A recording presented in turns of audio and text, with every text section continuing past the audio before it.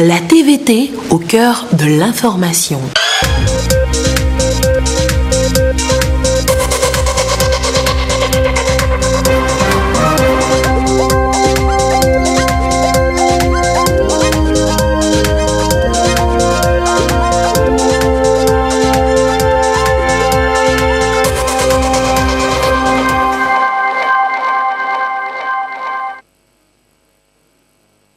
Bonsoir madame, bonsoir monsieur. Voici d'abord les titres de cette édition.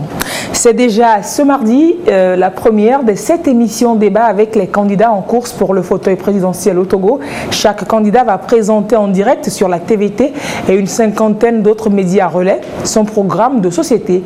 Afin d'éclairer le choix des électeurs, la haute autorité de l'audiovisuel et de la communication a visité ce lundi le studio qui va accueillir ces émissions. Tout est prêt, vous le verrez aussi. Et dans cette édition, un dossier sur les acquis de la contractualisation au centre hospitalier régional d'Atakpamé. Depuis juin 2017, Sylvain Boudou, notre correspondant local, nous dira qu'il y a des changements notables. Et de la lecture vers la fin de ce journal, nous vous proposons un recueil de nouvelles traitant des bonheurs et des boires en amour. La foire des obsédés, parue chez Audi, a été dédicacée à Sokodé. Et nous ouvrons ce journal dans la préfecture de Dankmen. Le nouveau centre médico-social rénové a été remis aux populations. C'était le chef de l'État lui-même qui avait instruit quant à la nécessité d'élargir ce centre pour mieux répondre aux besoins des populations, femmes enceintes et autres patients. Voyons cela avec Nestor Mouzou, notre correspondant dans la Cara.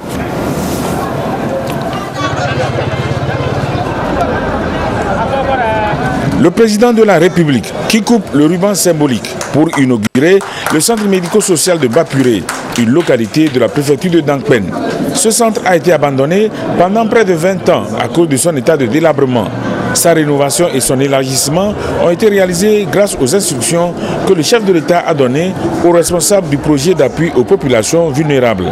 Le PAPV a déboursé 165 millions de francs CFA pour les travaux de construction, y compris ceux des logements de l'infirmier et de la sage-femme, le forage équipé de systèmes photovoltaïques et l'équipement. Le nouveau centre médico-social de Bapuré vient ainsi mettre fin aux souffrances des populations du milieu en matière de soins de santé. Il comprend la médecine, le laboratoire, la maternité et la pharmacie. Vous le savez, la HAC a annoncé cette année des débats contradictoires sur les médias entre les candidats à la présidentielle. Pour le premier tour du scrutin, chaque candidat ou son représentant viendra présenter son projet de société lors de débats qui auront pour cadre la TVT et synchronisés sur les radios publiques et 54 autres radios privées sur tout le territoire. Ces explications commencent déjà demain mardi. À la veille de cette disposition inédite au Togo, une délégation de la haute autorité de l'audiovisuel et de la communication a visité la télé. Elle est passée voir les locaux, s'assurer de la bonne préparation et aussi du bon déroulement de la partition que la TVT joue déjà dans une campagne qui a commencé depuis 5 jours. Le point sur la visite avec Sonia Amenipo. Les premiers responsables de la haute autorité de l'audiovisuel et de la communication HAC dans les locaux de la télévision togolaise. Une visite de courtoisie pour s'assurer du bon déroulement de la campagne en termes de diffusion des éléments de la campagne. Occasion de visiter le studio aménagé pour le débat télévisé avec les candidats. Ça fait 5 jours que la campagne a commencé. Est-ce que tout se passe bien? Est-ce qu'il y a des difficultés? Et comment on trouve les solutions? On a prévu de faire des émissions de débat avec les candidats. Et donc, il était question de voir quels sont les dispositifs techniques mis en place pour cela. Vous avez le décor, le studio, comment ça a été préparé, les génériques, etc. Et donc, c'est ce que nous avons voulu surtout voir et discuter avec tous les agents affectés à la production de ces émissions-là pour voir si tout se fait très bien. Nous avons vu que tout est en place. Tout est très bien. Je crois que le débat se déroulera dans de très bonnes conditions. L'autorité de régulation lance ici un appel aux candidats pour le respect du timing et de l'ordre de diffusion des sujets. Normalement, à 20h45, doit commencer le journal de la campagne.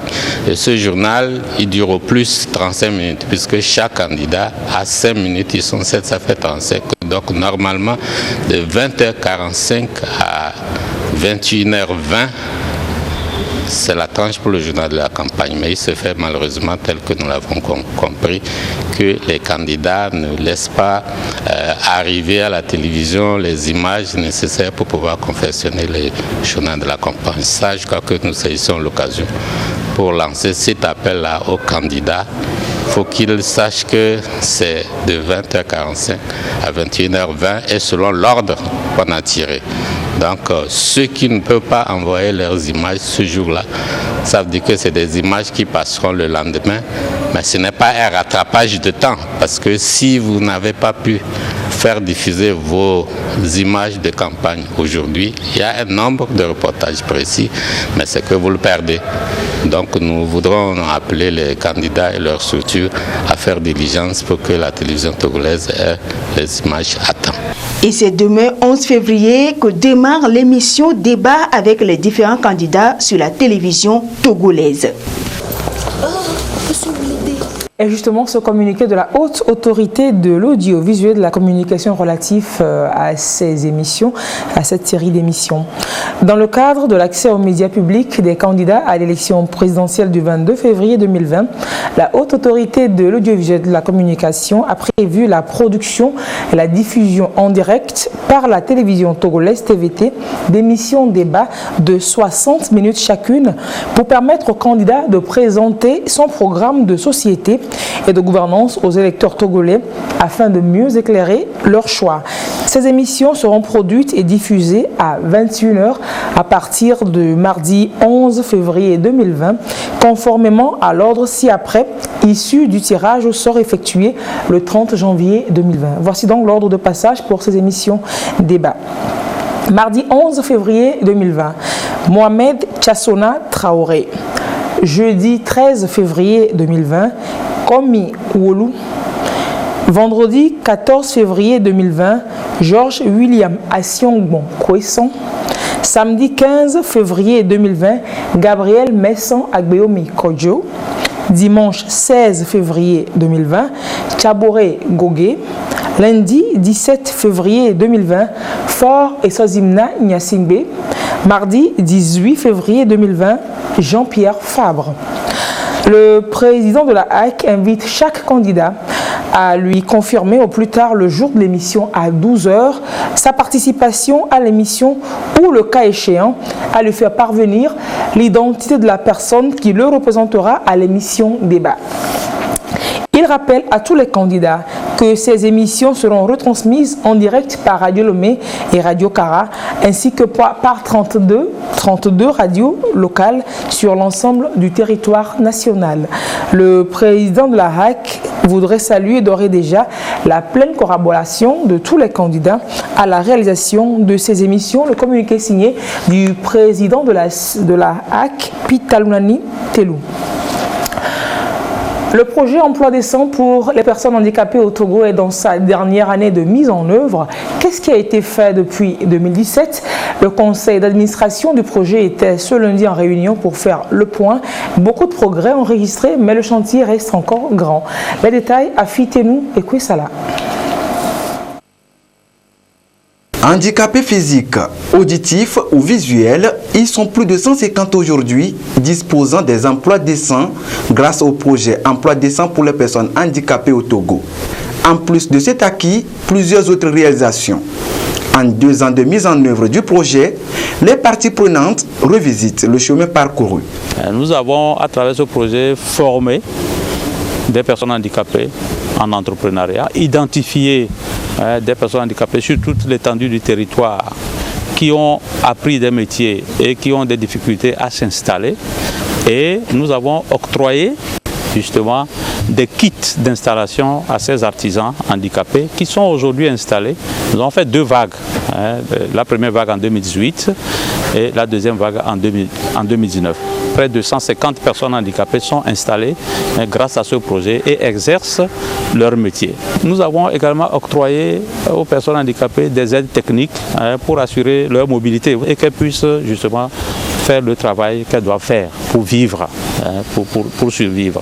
Nous sommes également à travers ce projet dans un processus de plaidoyer, également avec l'État et les acteurs le secteur privé notamment, pour que le secteur privé recrute davantage de personnes handicapées.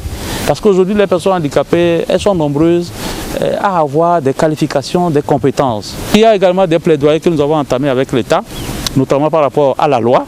Vous savez, la loi 2004 sur la protection des personnes handicapées est aujourd'hui désuète. Il faut réviser cette loi. Le processus est enclenché. La FETAP a fait sa part, les partenaires ont fait leur part. Maintenant, la balle est dans le camp du gouvernement pour que cette loi rapidement puisse être adoptée. Pour le conseil d'administration, le chantier reste encore vaste. Une rencontre bilan pour donc planifier les actions à entreprendre au cours de l'année 2020 dans le cadre du projet.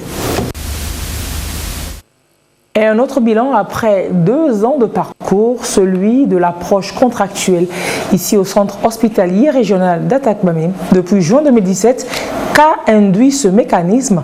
Nous vous proposons de faire le tour de ce chantier avec Sylvain Aboudou. Après la phase expérimentale, l'approche contractuelle initiée par le chef de l'État est depuis 2017 opérationnelle au centre hospitalier d'Atapamé. En moins de 3 ans de mise en œuvre aujourd'hui, cette approche a favorisé un changement structurel du centre hospitalier régional d'Atapamé en termes d'aménagement, de gestion et de prestation de services. À travers cette approche, le centre, à en croire les bénéficiaires, se porte nettement mieux aujourd'hui qu'hier. Il y a réellement un changement. Sinon avant, on ne peut même pas se restaurer ici. On était exposé à tout. Mais aujourd'hui, avec la nouvelle réforme que nous saluons tant, l'environnement est assaini et le cadre de vie est amélioré. L'accueil est bon ainsi que la propriété de l'hôpital. Vraiment et de fou.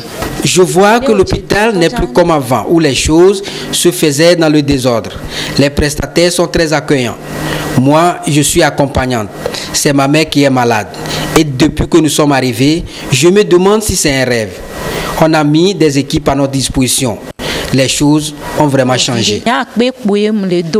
Cette nouvelle réforme n'est pas une privatisation, mais plutôt une réorganisation de la structure.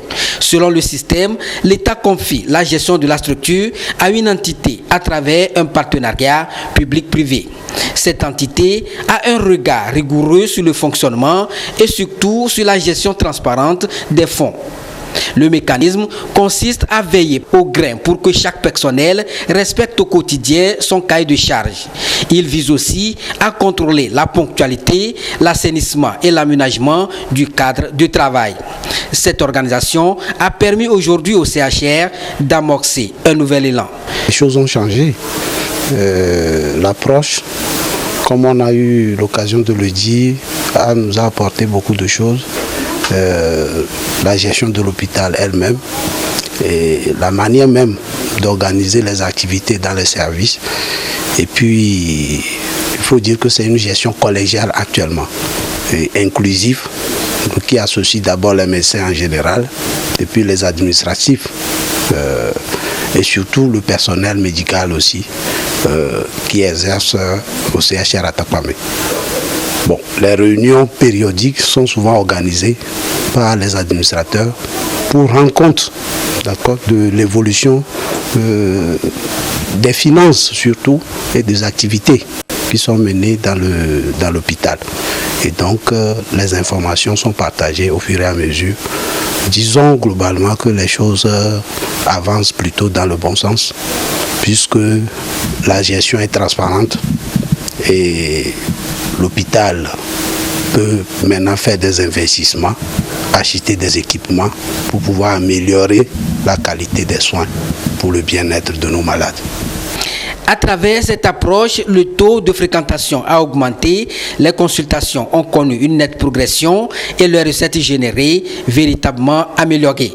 Ce qui permet au CHR de pouvoir payer à temps le personnel, acheter les équipements pour renforcer le plateau technique. Nous avons payé, procédé quelques mois après la réforme sur l'impact financier. Nous avons rattrapé le paiement de l'arriéré de salaire, soit près de 15 millions. Nous avons payé 3 mois de primes et d'indemnités d'arriérés, soit 14 880 000. Nous avons acheté 2 concentrateurs d'oxygène, un au niveau du service de pédiatrie et un autre au niveau du service de médecine, à hauteur de 2 millions. Et les tables multiparamétriques poursuivaient les constantes de ces gens-là en coma, à 2 également, un autre à la pédiatrie, un autre à la médecine. À cela s'ajoute l'aménagement et la réhabilitation de certaines infrastructures entièrement rénovées et équipées.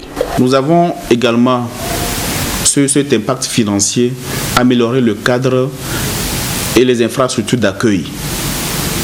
Nous avons aménagé la pharmacie. Ceux qui connaissent bien l'hôpital, avant le début de la réforme, la pharmacie était logée dans les locaux de l'ancienne Togo Pharma, à l'extérieur de l'hôpital. Et donc, les services de soins d'hospitalisation étant au fond, il fallait mettre du temps, parcourir l'hôpital, sortir pour chercher la pharmacie et revenir. Ce qui avait naturellement un impact négatif sur le délai de prise en charge et la qualité. Et donc, l'une des priorités au lendemain de l'approche était de loger la pharmacie, de rapprocher la pharmacie des services de soins d'hospitalisation. Donc nous avons aménagé cette pharmacie à hauteur de 8 millions. Nous avons également construit une salle de réveil au niveau du service de chirurgie à 9 654 000 et quelques. Nous avons aménagé une salle pour abriter un autoclave qui a été doté sur le projet Muskoka à hauteur de 4 451 000. Nous avons réhabilité l'année passée les services de médecine d'ORL à plus de 12 millions. Nous avons réhabilité le service des admissions. Cette initiative, c'est d'améliorer significativement la santé des populations et contribuer au mieux à leur prise en charge. C'est donc un modèle à suivre, raison pour laquelle l'approche est aujourd'hui élargie à d'autres hôpitaux, notamment l'hôpital de Sokodé, Kara, Siou, Dapaon et actuellement au CHU Sylvanus Olympio. Un mécanisme très innovant dont le ministre de la Santé décline ici le fonctionnement. Nous avons commencé cela à Tapamé il y a 2 ans, un peu plus de 2 ans, et les résultats sont très positifs. Et c'est ce qui fait que maintenant il y a 7 entités qui sont incorporées dans la contractualisation. Et comme vous le voyez, ce n'était pas une privatisation, mais le vrai problème c'est la gestion. Et donc la contractualisation va dans le sens de la bonne gestion. C'est donc un mécanisme très efficace pour répondre au mieux aux attentes des populations en matière de santé. Ceci à travers la transparence dans la gestion des recettes. Et à Tapamé toujours, la caserne locale des sapeurs-pompiers a reçu du matériel logistique pour appuyer ses activités de secours et d'assistance aux populations. C'est le Japon qui a offert un fourgon d'incendie, comme on va le voir dans ce sujet toujours de Sylvain Abouzou. C'est un exercice pour tester le fonctionnement de ces fourgons d'incendie fournis par le Japon pour appuyer le service des sapeurs-pompiers d'Atapamé dans leurs différentes interventions. Un don réceptionné par la mairie d'Atapamé et confié au premier responsable du groupement des sapeurs-pompiers. Les fourgons vont donc permettre de renforcer la capacité opérationnelle des agents pour une meilleure intervention sur le terrain en cas d'incendie et de désastre naturel. Nous saluons donc ce don qui est donc remis au corps des sapeurs-pompiers qui feront le bon usage pour la sécurité des populations. Ça va nous permettre d'intervenir en cas d'incendie dans la ville, et il y a eu aussi des poteaux qui ont été réhabilités pour permettre à ces véhicules vraiment de jouer leur rôle dans la ville. Cet acte vient encore intensifier les liens d'amitié et de coopération qui existent entre le Togo et le Japon. Une coopération à travers laquelle l'État japonais compte davantage apporter son soutien au Togo pour la mise en œuvre des projets sociaux au bénéfice des populations à la base. Motivé sur l'excellence afin de réussir plus facilement sur le marché de l'emploi, le ministre béninois de l'enseignement supérieur et de la recherche scientifique en visite à Lomé, c'est ce qu'il a fait face aux étudiants de l'école supérieure des affaires. Kwasi Glé et Sonia Aminikbo nous en parlent. L'École supérieure des affaires ESA scelle davantage de partenariats interuniversitaires pour une formation de qualité à ses étudiants. En témoigne cette visite de courtoisie et d'amitié du ministre de l'Enseignement supérieur et de la Recherche scientifique du Bénin à l'ESA.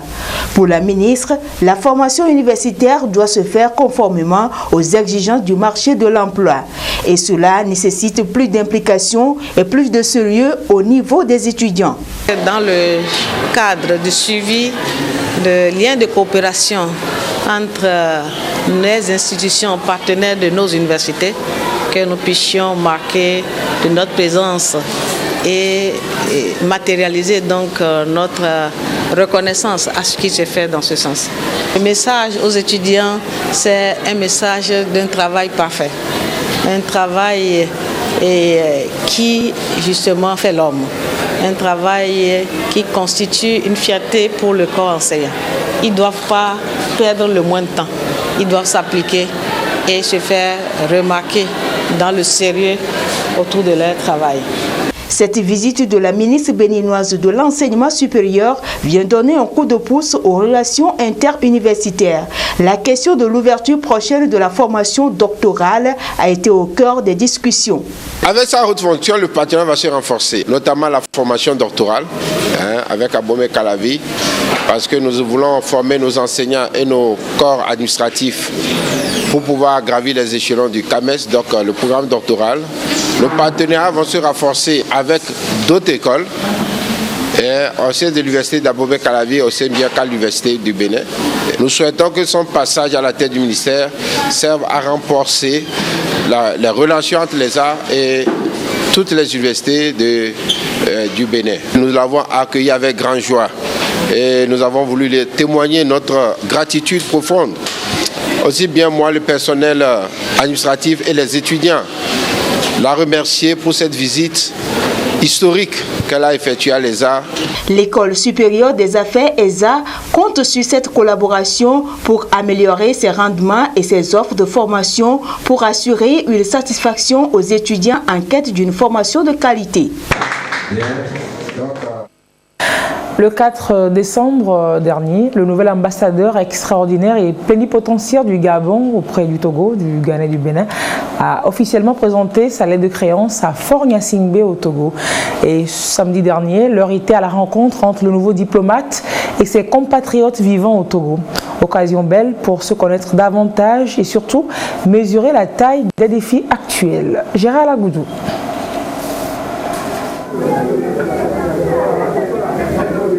La communauté gabonaise au Togo à la rencontre du nouvel ambassadeur Saïd Abeloko accrédité au Togo. Occasion de saluer les relations de coopération et surtout de fraternité entretenues par les deux peuples, gabonais et togolais.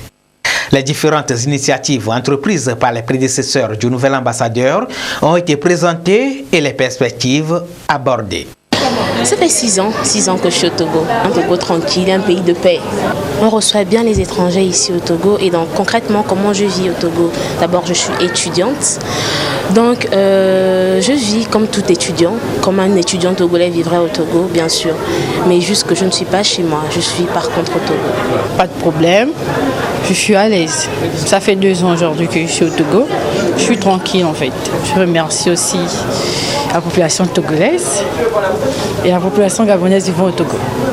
Certes, nous sommes loin de notre pays, nous sommes au Togo, mais nous avons besoin aussi d'un guide qui nous éduque, qui nous montre la voie à suivre, notamment le respect des autorités du pays d'accueil, parce que nous devons respecter les autorités d'accueil, parce que le Gabon, le Togo, ce sont des pays frères.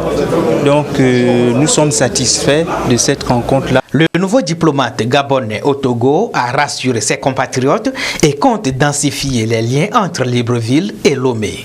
Saïd Abeloko a également à sa charge ses compatriotes vivant au Bénin et au Ghana. Les institutions ont mis en place des règles pour accompagner nos compatriotes et moi je suis là pour respecter cette feuille de route qui m'a été donnée par le président de la République. L'ambassade s'attachera à raffermir davantage les relations d'amitié et de coopération entre le Gabon et le Togo. Car il faut bien le dire, le Togo a beaucoup à donner en termes de techniques de production agricole et en matière de promotion des investissements et amélioration du climat des affaires. J'entame la mission qui m'échoit en vous assurant mon entière disponibilité à être à votre écoute et à être attentive à vos préoccupations. Le climat de paix, du vivre ensemble et surtout de l'hospitalité légendaire dont on reconnaît au Togo a permis de compter aujourd'hui plus de 500 Gabonais sur le sol togolais.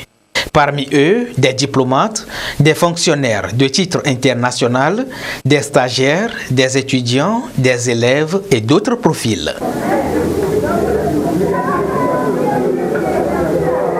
Et une messe d'action de grâce à Sokodé, demandée par le centre médical Puy de Jacob La Source, pour ses 10 ans de soins et d'assistance aux populations pour le plus grand nombre vulnérable.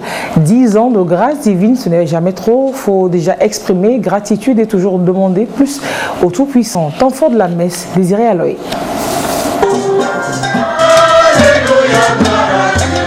Le centre médical Puy de Jacob, La Source, a 10 ans. Une grâce, 10 ans d'activité au service des communautés de Tchaoudjo et d'ailleurs. C'est une volonté de Dieu. Il faut lui rendre gloire. Dieu qui a permis cette œuvre au service des populations. Une messe d'action de grâce célébrée par l'évêque de Sokodé, Monseigneur Célestin Marie Gaoua, pour témoigner la reconnaissance des hommes au Créateur pour ses bienfaits multiformes. Aujourd'hui, nous fêtons les 10 ans de l'ouverture du centre médical La Source du Puy de Jacob. Parce que 10 ans c'est important, même si c'est tout petit, même si nous sommes un petit bébé, mais quand même c'est important, et c'est important de dire merci à Dieu, de remercier le Seigneur et de remercier tous ceux qui nous ont aidés depuis le début pour que ce centre naisse et aussi pour que ce centre se développe et atteigne 10 ans. Alors pendant ces 10 années, nous avons beaucoup progressé. Au début, nous avons simplement fait quelques consultations avec le laboratoire, et puis progressivement nous avons ouvert l'hospitalisation. Aujourd'hui, nous avons une hospitalisation un peu plus élevée, et puis nous avons tout un plateau technique. On a beaucoup développé le laboratoire, on a des échographies, y compris l'échographie cardiaque, on a la fibroscopie gastrique, on a l'électrocardiogramme, voilà, et la radiographie bien sûr. Et un défi, c'est de continuer à se développer et de servir davantage la population de cette région et davantage. Nous rendons vraiment grâce à Dieu pour tout ça. De la vie de prière à l'offre des soins, le centre médical Puy de Jacob, La Source, a fait ses premiers pas le 9 février 2010. J'ai une fois amené ma belle-mère aussi. Elle était malade, mais elle est bien s'en sortie. En tant que musulman, ils s'en foutent des musulmans ou chrétiens. Et ils travaillent leur travail. Dieu a permis le centre médical La Source à Sokodé reste un maillon important de l'offre de soins de qualité avec plusieurs médecins généralistes et spécialistes. Reste à Sokodé pour achever ce journal tout en littérature. La maison d'édition Aoudi a présenté au public un recueil de nouvelles, La Foire des Obsédés, un parcours dans l'univers de l'amour, avec normalement ses joies et ses peines. Nous vous proposerons le sujet dans nos prochaines éditions. Vous rappelez ce communiqué de la Haute Autorité de l'Audiovisuel et de la Communication. Dans le cadre de l'accès aux médias publics des candidats à l'élection présidentielle du 22 février 2020, la Haute Autorité de l'Audiovisuel et de la Communication, HAC, a prévu la production et la diffusion en direct par la télévision togolaise, la TVT, d'émissions débat de 60 minutes chacune pour permettre aux candidats, à chaque candidat, de présenter son programme de société et de gouvernance aux électeurs togolais afin de mieux éclairer leur choix. Ces émissions seront produites et diffusées à 21h à partir du mardi 11 février 2020, conformément à l'ordre ci-après, issu du tirage au sort effectué le 30 janvier 2020. Mardi 11 février 2020, Mohamed Tchassona Traoré. Jeudi 13 février 2020, Georges William Assiongbon, Kouessan. Jeudi 13 février 2020, je reprends donc l'ordre de passage. Je disais mardi demain, donc le bal s'ouvre avec Mohamed Tchassona Traoré. Jeudi 13 février, Komi Wolu, Vendredi 14 février, Georges William Assiong Bonkwessan. Samedi 15 février, Gabriel Messan Agbeome Kodjo. Dimanche 16 février, Tchaboré Gogué. Lundi 17 février, Fort et Sozimna Nyasingbe. Mardi 18 février, Jean-Pierre Fabre. Le président de la HAC invite chaque candidat à lui confirmer, au plus tard le jour de l'émission à 12h, sa participation à l'émission ou, le cas échéant, à lui faire parvenir l'identité de la personne qui la représentera à l'émission débat. Il rappelle à tous les candidats que ces émissions seront retransmises en direct par Radio Kara et Radio Lomé, ainsi que par 32 radios locales sur l'ensemble du territoire. Le président de la HAC voudrait saluer d'ores et déjà la pleine collaboration de tous les candidats à la réalisation de ces émissions. Le communiqué signé de Pita Lunani Telou, président de la HAC. Et pour vous rendre compte quotidiennement de l'activité, des activités des candidats sur le terrain comptant pour la campagne électorale, la télévision togolaise vous propose un journal de la campagne. Rendez-vous dans quelques instants dès 20h45. Pour le journal de la nuit, ce soir, vous avez rendez-vous avec Pierre Soussokbo. Au revoir, passez une très belle soirée en compagnie des programmes de la TVT. Au revoir, à très bientôt.